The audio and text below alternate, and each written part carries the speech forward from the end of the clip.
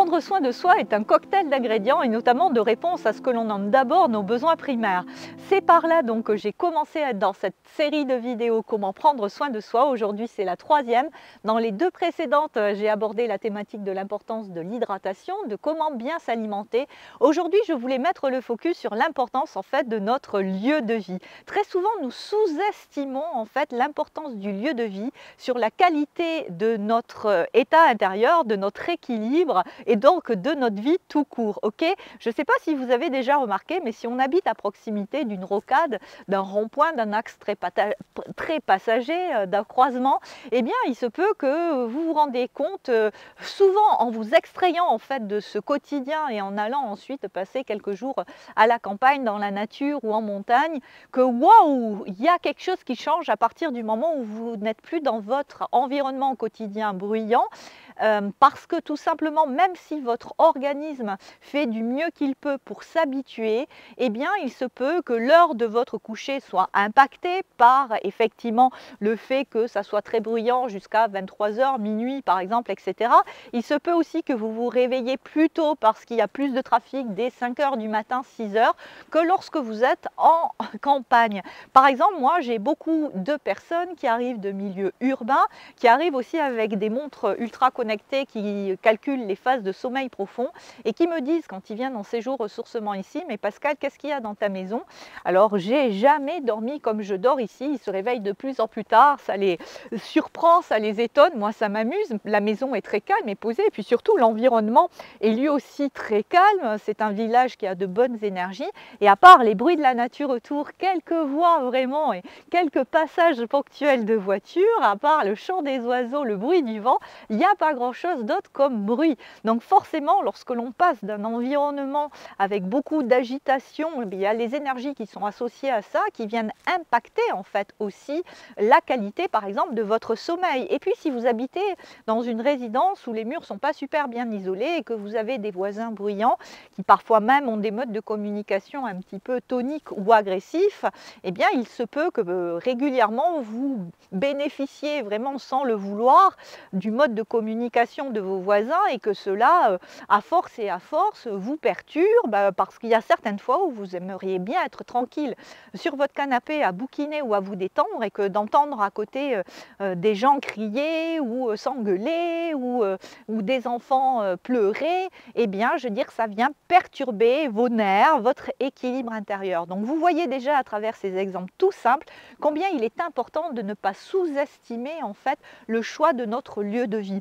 Alors bien sûr, on peut essayer de faire des petites choses au quotidien, d'essayer d'améliorer l'isolation acoustique, on peut essayer de se rapprocher d'un professionnel, d'un géobiologue, de professionnels du feng shui, mais j'avais envie encore d'aller un petit peu plus loin pour vous faire comprendre vraiment combien c'est important.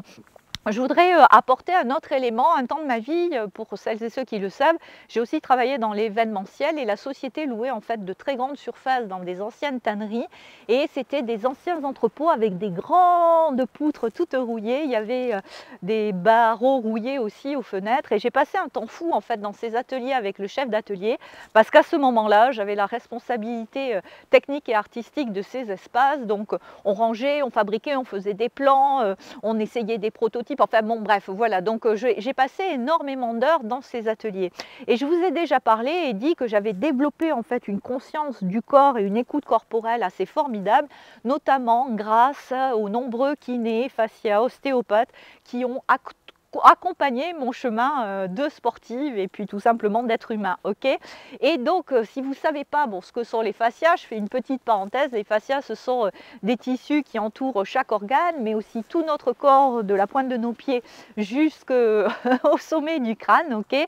Ces tissus normalement ce sont des tissus comme des grandes toiles d'araignée qui sont vivants, qui bougent et à chaque choc traumatique ou physique ils se figent, ça crée des zones de cristallisation et du coup le corps va chercher à développer des schèmes compensatoires comme il peut, à trouver un nouvel équilibre dans ce déséquilibre. Et ces ostéofascias, qu'est-ce qu'ils vont faire à travers une approche douce et manuelle? Ils vont d'abord libérer les tissus, donc permettre de libérer en fait les mémoires de ces origines traumatiques, psychiques ou physiques, mais ils vont également à travers une gymnastique adaptée qui s'appelle la gymnastique sensorielle, de vraiment permettre de remettre de la mobilité dans les micro-jeux articulaires. La parenthèse est fermée. Mais si je vous parle de ça aujourd'hui, c'est parce qu'à ce moment-là, j'étais donc dans ces entrepôts avec énormément de ferraille, de rouille tout autour de moi que je manipulais toute la journée.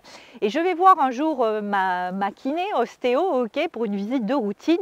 Et elle me regarde et me dit, mais Pascal, qu'est-ce que tu fabriques en ce moment? Je lui dis, pourquoi? Elle me dit, mais je sens du fer en fait dans tes tissus. Et je l'ai regardé un petit peu interloqué et j'ai réalisé que oui, effectivement, en ce moment, beaucoup plus que de coutume, en tout cas beaucoup plus qu'au moment où elle m'avait vue pour la dernière fois, je passais énormément de temps dans un environnement avec énormément de rouille et de ferraille. Alors je sais que pour certaines personnes qui ont l'impression des fois que leur rapport avec leur environnement en fait se limite à la surface cutanée, comme si on vivait un peu tous sur des bulles stériles, sachez qu'on n'est pas du tout sous des bulles stériles, ok, qu'il y a des interactions permanentes de cellules à cellules, de vivant à vivant, que ce soit avec les animaux, les plantes, tout ce qui vit, ok, est composé de cellules. Et on peut être même sensible des fois aux matériaux, aux lieux, aux énergies des lieux, puisque tout est énergie aussi, ok.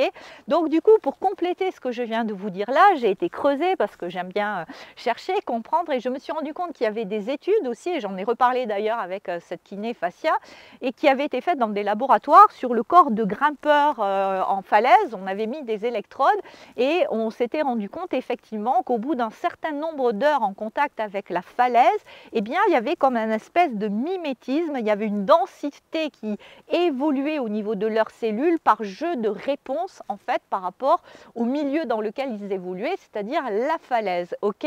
Donc tout ça pour vous dire vraiment, ne sous-estimez pas l'importance de votre lieu de vie.